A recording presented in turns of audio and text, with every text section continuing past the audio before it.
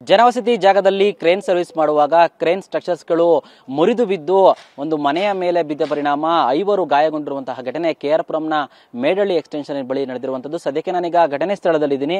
ದೃಶ್ಯದಲ್ಲಿ ನೀವು ಗಮನಿಸಬಹುದು, ಇದೇ ಒಂದು ಜಾಗದಲ್ಲಿ ಮಧ್ಯಾಹ್ನ 12 ಗಂಟೆ ಸುಮಾರಿಗೆ ಕ್ರೇನ್ ಸರ್ವಿಸ್ ಅನ್ನ ಮಾಡಲಾಗ್ತಾ ಇದೆ. ಈ ಒಂದು ಮಾಡಲಾಗ್ತಿದ್ದಂತಹ ವೇಳೆ ಕ್ರೇನ್ ಸ್ಟ್ರಕ್ಚರ್ಸ್ ಏನಿದೆ ಅಂದ್ರೆ ಸುಮಾರು ಇದು 200 ರಿಂದ 300 ಅಡಿ ಮೇಲಕ್ಕೆ ಹೋಗಿರುತ್ತೆ. ಈ ವೇಳೆ ಅದರ ಒಂದು ರಿಪೇರಿಯನ್ನ ಕೆಲಸವನ್ನ ಮಾಡಬೇಕಾದ್ರೆ ಇದ್ದಕ್ಕಿದ್ದಂತೆ ಮುರಿದು ಬಿದ್ದು 2 ಕ್ರೇನ್ ಸ್ಟ್ರಕ್ಚರ್ಸ್ಗಳು ಇದಾವೆ. ಈ 2 ಕ್ರೇನ್ ಸ್ಟ್ರಕ್ಚರ್ಗಳು ಸಹ ಏನ್ ಕೆಲಸ ಮಾಡ್ತಾ ಇದ್ದಂತಹ ಜಾಗ ಏನಿತ್ತು ಅದರಿಂದ ಮತ್ತೊಂದು ಜಾಗಕ್ಕೆ ಬಿದ್ದಿರುವಂತದ್ದು. ಸೊ ದೃಶ್ಯದಲ್ಲಿ ಗಮನಿಸಬಹುದು, ಈ ಒಂದು ಜನರು ವಾಸ ಮಾಡ್ತಿದ್ದಂತಹ ಜಾಗ ಏನಿದೆ ಈ ಜಾಗದ ಒಂದು ಬಿಲ್ಡಿಂಗ್ ಮೇಲೆ ಬಿದ್ದಿದೆ. ಇದರಿಂದಾಗಿ ಅಲ್ಲಿದ್ದಂತಹ ಸುಮಾರು 5 ಉತ್ತರ ಭಾರತದ ಮೂಲದ ಯುವಕರಿಗೆ ಗಾಯಗಳಾಗಿದೆ. ಅದರಲ್ಲಿ ಒಬ್ಬನ ಪರಿಸ್ಥಿತಿ ಗಂಭೀರವಾಗಿದ್ದು ಆತನಿಗೆ ಐಸಿಯುನಲ್ಲಿ ಚಿಕಿತ್ಸೆಯನ್ನ ಕೊಡಲಾಗ್ತಾ ಇರುವಂತದ್ದು. ಇನ್ನು ಈ ಎಎಸ್ ಕ್ರೇನ್ ಸರ್ವಿಸ್ ಎಂಬ ಈ ಒಂದು ಜಾಗದಲ್ಲಿ ಸರ್ವಿಸ್ ಕೆಲಸವನ್ನ ಮಾಡ್ತಾ ಇರ್ತಾರೆ. ಅಂದ್ರೆ ಇದು ಸುಮಾರು ವರ್ಷಗಳ ಹಿಂದೆ ಒಬ್ರು ಖರೀದಿಯನ್ನ ಮಾಡಿ ಇಲ್ಲಿ ಸ್ಕೂಲ್ ಕಟ್ಟಬೇಕು ಅಂತ ಹೇಳಿ ಸ್ಕೂಲ್ ಖರೀದಿಯನ್ನ ಮಾಡ್ತಾರೆ. ಆದ್ರೆ ಇಲ್ಲಿ ಎಎಸ್ ಕ್ರೇನ್ ಸರ್ವಿಸ್ ಅನ್ನ ಸ್ಥಾಪನೆ ಮಾಡಿ ಅವರು ಕ್ರೇನ್ ಗಳಿಗೆ ಸರ್ವಿಸ್ ಮಾಡುವಂತಹ ಕೆಲಸವನ್ನ ಮಾಡ್ತಾ ಇರ್ತಾರೆ. ಅಂದ್ರೆ ಈ ಕ್ರೇನ್ಗಳು ಮೆಟ್ರೋ ಕಾಮಗಾರಿಯಲ್ಲಿ ಭೀಮನ್ನ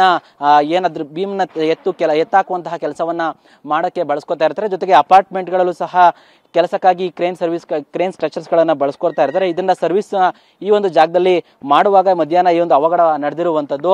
ಸದ್ಯಕ್ಕೆ ನಾನೀಗ ಘಟನೆ ಸ್ಥಳದಲ್ಲಿ ಈ ಒಂದು ಜನವಸತಿ ಕೇಂದ್ರದಲ್ಲಾಗಿರೋದ್ರಿಂದ ಈಗ ಪಕ್ಕದ ಮನೆಯವರು ನಮ್ಮ ಜೊತೆ ಇದ್ದಾರೆ, ಅವ್ರನ್ನೇ ಮಾತಾಡಿಸ್ತೀನಿ. ಸರ್, ಈ ಘಟನೆ ಎಷ್ಟೊತ್ತಲ್ಲಾಗಿರೋದು, ಹೇಗಾಯ್ತು?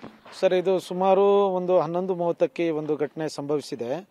ಯಾಕಂತಂದ್ರೆ ಇವತ್ತೊಂದು ದಿವಸ ಇದು ರೆಸಿಡೆನ್ಷಿಯಲ್ ಏರಿಯಾ ಅಂತೇಳಿ ನಾವು ಎಲ್ಲರೂ ಮನೆಗಳನ್ನ ಕಟ್ಕೊಂಡು ವಾಸವಾಗಿರುವಂತಹ ಪರಿಸ್ಥಿತಿಯಲ್ಲಿ ಇವರು ಈ ಇಂಡಸ್ಟ್ರಿಯಲ್ ಏರಿಯಾ ಅಂತ ತಗೊಂಬಂದು ಇಲ್ಲಿ ಎಎಸ್ ಕ್ರೈನ್ಸ್ ಅಂತೇಳಿ ಈ ಜಮೀನಿನ ಓನರ್ ಬಂದು ಮೀನಾ ಕುಮಾರಿ ಮತ್ತು ಅವ್ರ ತಮ್ಮಂದರು ಚಂದ್ರಶೇಖರ್ ರೆಡ್ಡಿ ಮತ್ತು ಜೈಪಾಲ್ ರೆಡ್ಡಿ ಅಂತೇಳಿ ಅವರು ಇವತ್ತೊಂದು ದಿವಸ ಈ ಒಂದು ಸಂಸ್ಥೆ ಮಾಡಿ ಇಲ್ಲಿ ಈ ಒಂದು ಅನಾಹುತಕ್ಕೆ ಕಾರಣರಾಗಿದ್ದಾರೆ. ಈ ಸರ್ಕಾರಗಳು ಯಾಕೆ ಈ ಕಣ್ಮುಚ್ಕೊಂಡು ಕೂತಿದ್ದೇವೋ ನನಗಂತೂ ಗೊತ್ತಿಲ್ಲ. ಯಾಕೆ ಇವತ್ತೊಂದು ದಿವಸ ಇವ್ರಿಗೆಲ್ಲ ಲೈಸೆನ್ಸ್ಗಳು ಕೊಡ್ತವೆ? ಲೈಸೆನ್ಸೇ ಇಲ್ಲ, ಅನಾಥರೈಸ್ಡ್ ಇದು. ಇವತ್ತೊಂದು ದಿವಸ 5 ಜನಕ್ಕೆ ಗಾಯಗೊಂಡಿದ್ದಾರೆ. ಇವರು ಬಹುಶಃ ನೀವು ನೋಡ್ಬೋದು, ಇದು ಎಂತ ಸುಮಾರು 500 ಅಡಿಗೂ ಹೆಚ್ಚು ಎತ್ತರವಾಗಿರ್ತಕ್ಕಂಥ ಇದೊಂದು ಕ್ರೈನ್. ಇದು ಈ ಒಂದು ಕ್ರೈನು ಅದೇ ಪಕ್ಕದಲ್ಲಿ ಒಂದು ಶಾಲೆ ಇದೆ. ಆ ಶಾಲೆ ಮೇಲೆ ಏನಾದರೂ ನಾಳೆ ದಿವಸ ಅಪ್ಪಿತಪ್ಪಿ ಬಿದ್ದಿದ್ರೆ ಒಂದು 20 ರಿಂದ 30 ಜನ ಮಕ್ಕಳು ಸಾಯ್ತಾ ಇದ್ರು. ಇದಕ್ಕೆಲ್ಲ ಕಾರಣ ಯಾರು ಇದಕ್ಕೆ ನ್ಯಾಯ ಕೊಡುವಂತವ್ರು ಯಾರಿದ್ದಾರೆ ಇವತ್ತಿನ ದಿವಸ? ಸರ್, ಇದು ಸುಮಾರು ಒಂದು 15 ವರ್ಷಗಳಿಂದ ಇದೇ ಕೆಲಸನ ಮಾಡ್ಕೊಂಡು ಬಂದಿದ್ದಾರೆ. ಅವರು ಶಾಲೆಗೆ ಅಂತೇಳಿ ಒಂದು ಕಾಲೇಜ್ ಕಟ್ತೀವಿ, ಶಾಲೆ ಕಟ್ತೀವಿ ಅಂತೇಳಿ ಈ ಒಂದು ಸ್ಥಳವನ್ನ ಖರೀದಿ ಮಾಡಿರ್ತಾರೆ. ಇವತ್ತೊಂದು ದಿವಸ ಇದು ಯಾವುದೋ ಒಂದು ಕ್ರೈನ್ಸ್ ಅನ್ನ ಇಟ್ಕೊಂಡು ವ್ಯಾಪಾರ ಮಾಡ್ತಾ ಇದ್ದಾರೆ. ಇದಕ್ಕೆ ಯಾರು ಕಾರಣ? ಇದಕ್ಕೆ ಸುಮಾರು ಉತ್ತರ ಭಾರತದವರು ಒಂದು 5 ಜನಕ್ಕೆ ಗಾಯ ಆಗಿದೆ. ಅದರಲ್ಲಿ ಒಬ್ರು ಅವರು ಕ್ರೈನ್ ಆಪರೇಟರ್ ಒಬ್ರು ಇದ್ದಾರೆ. ಮತ್ತೆ ಈ 4 ಜನ ಈ ಮನೇಲಿ ಇರ್ತಕ್ಕಂಥವ್ರು ಈ 4 ಜನಕ್ಕೆ ಗಾಯಗೊಂಡಿದ್ದಾರೆ. ಅದರಲ್ಲಿ ಒಬ್ಬರ ಇದು ಮಾತ್ರ ತುಂಬಾ ಗಂಭೀರವಾಗಿದೆ. ಅವರು ಸಾವು ಮತ್ತು ಬದುಕಿನ ಮಧ್ಯೆ ಹೋರಾಟ ಮಾಡ್ತಾ ಇದ್ದಾರೆ. ದಯಮಾಡಿ ಇದಕ್ಕೆ ನ್ಯಾಯ ಕೊಡಿಸಬೇಕು. ಇಲ್ಲ ಅಂತಂದ್ರೆ ನಾವು ಮುಂದಿನ ದಿನಗಳಲ್ಲಿ ನಾವು ಕರ್ನಾಟಕ ರಕ್ಷಣಾ ವೇದಿಕೆ ನಾರಾಯಣಗೌಡರು ಬಣ ಇದಕ್ಕೆ ತೀವ್ರವಾದಂತಹ ಹೋರಾಟವನ್ನ ನಾವು ಮುಂದಿನ ದಿನಗಳಲ್ಲಿ ಮಾಡ್ತೀವಿ ಅಂತ ಹೇಳ್ತೀನಿ.